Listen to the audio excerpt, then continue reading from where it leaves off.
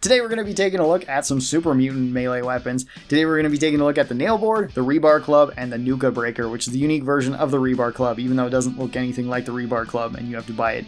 Either way, let's talk about each of these. First up, we have the nail board, and then we'll go over that. We'll also go over pros and cons together, similar to like what we did in the last video with the unarmed, so it's going to get a little bit weird when we get there, but we'll get through it. So, very first up, we have the nail board. The nail board requires 25 melee and 7 strength to wield. It requires a lot of strength to wield this. Not very much melee though, and if you're going to the melee build, you probably have those stats and you can get them really early on. The nail board does 25 damage on hit, which is okay. It's not the most amount of damage, not very much for a two-handed weapon, but it's alright. This one does 36 damage per second, which is okay as well. Not really the highest, but it's alright. This does 25 crit damage, also alright, same as its regular damage. This on the wiki says that it has a 0 times crit modifier. I don't think that's true. It might be below 1 times though, to where you can still hit crits, but it's even less likely. I don't know why that is, but the crit chance is fairly low with this weapon. This one costs 27 action points in VATS, which isn't terrible. That's actually okay. This one weighs 4, which is alright as well, and this one has 60 item health. So its item health is very low. The nail board itself can break really fast. Nail boards are also one of the most rare weapons to actually find in New Vegas, which is a bit strange. About the only enemy that actually carries these are like low-leveled super mutants, and there's just not a whole lot of super mutants in New Vegas, so by the time you are fighting them, you're probably not going to be very low-leveled. You're probably going to be mid-leveled or high-leveled when you do fight them, so they likely won't even carry this. They'll probably be carrying around things like sledgehammers, rebar clubs, or super sledges depending on the level that you do fight them. There is also unique VATS attacks for each of these, just like all the melee weapons, but each of these are different. The nail board gets Grand Slam, the same as the baseball bat, which is actually really good. That's one of the best VATS attacks in the entire game. It's just that the nail board can't use it as well as something like the baseball bat. Where the baseball bat is far more versatile than this, it's a lot easier to get early on, and it has mods that can go with it, which just make it way better. It also just has better base stats overall. So with the baseball bat being so easy to find early on, and so much better than the nail board, it's just kind of strange that the nail board exists, and you're probably just not going to take it on a melee build overall. For the pros of these weapons, we're going to be kind of going over all the pros of these. They all have good VATS attacks. That's actually something that is really good. Grand Slam is fantastic, so that's really good for the nail board. And at least the 2 sledgehammers that we're going to talk about have pretty good item health. The nail board, not so much. For the cons of these, at least for the nail board, it does have low item HP. I know that's kind of weird to have good item HP, but that's for the sledgehammers. Bad item HP for the nail board. It also has somewhat low damage and low damage per second. Not so much with the sledgehammers, they're better than this, but the nail board and not as much. So now with that out of the way, there are actually quite a few perks that can help these two. Just the basic perks that kind of help out with all melee and unarmed weapons. So Slayer for faster attacks, Super Slam to knock enemies down, Piercing Strike to punch through armor, and Purifier to kill certain types of enemies.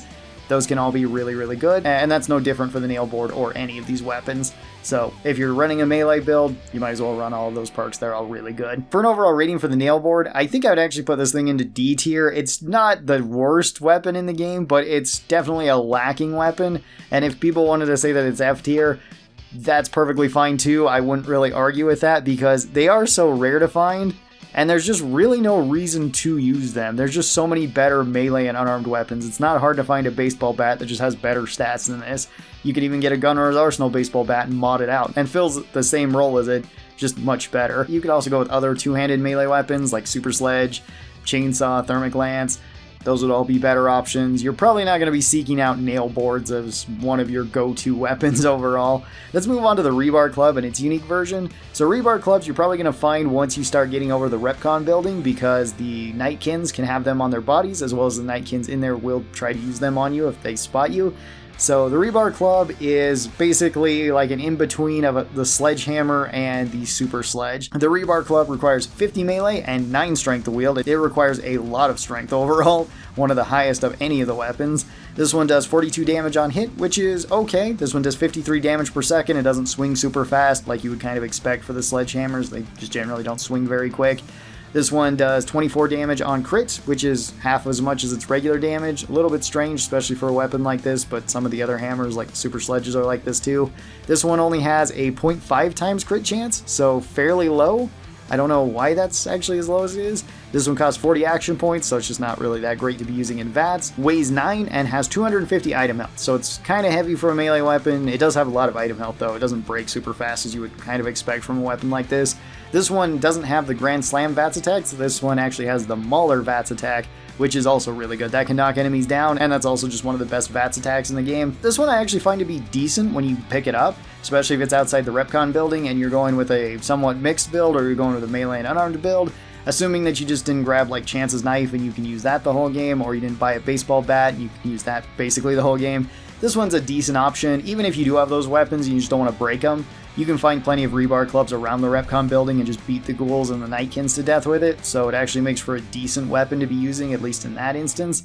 And if nothing else, then you can at least sell those for a couple hundred caps each. They're not actually that bad for selling. For an overall rating for the Rebar Club, I'd say this thing's like C tier. It's okay overall, but nothing way spectacular, and there are better melee weapons than it. And then we go over to the unique version, which is called the Nuka Breaker. The Nuka Breaker you can buy once you get to New Vegas. You can buy this from Mick and Ralph, I believe. And unless Mick and Ralph are dead, and then you can buy it from the Gunrunners. Just like all the unique weapons, since once those NPCs die, they just all go to the Gunrunners since you can't kill that one. So the Nuka Breaker definitely looks different than a Rebar Club. It actually doesn't look anything like it. It is like a neon sign that you pick up and beat stuff with. This one requires 50 melee and 9 strength, same as the regular Rebar Club. This one does 50 damage per hit, so that's pretty good. 72 damage per second. This one does 72 damage per second, which is pretty nice. 50 damage on crit, so that's actually quite a bit better than the regular Rebar Club. It has the same damage as its regular damage. This has a 2x crit modifier, so it's more likely to hit crits than other weapons, which is also really good. This one only costs 35 action points compared to the 40 that the Rebar Club has. Still not great, but it costs less, so that's kind of cool. This one weighs 8, one less than a Rebar Club, and this one has 200 item health as opposed to the 250 that the Rebar Club has, so it breaks a little bit quicker. Aside from that, this one also has a unique VATS attack on it as well. It doesn't have Mauler, this one has Nuka Break, and Nuka Break is specific to the Nuka Breaker, where you just swing this at an enemy and it does less damage than a regular hit in VATS.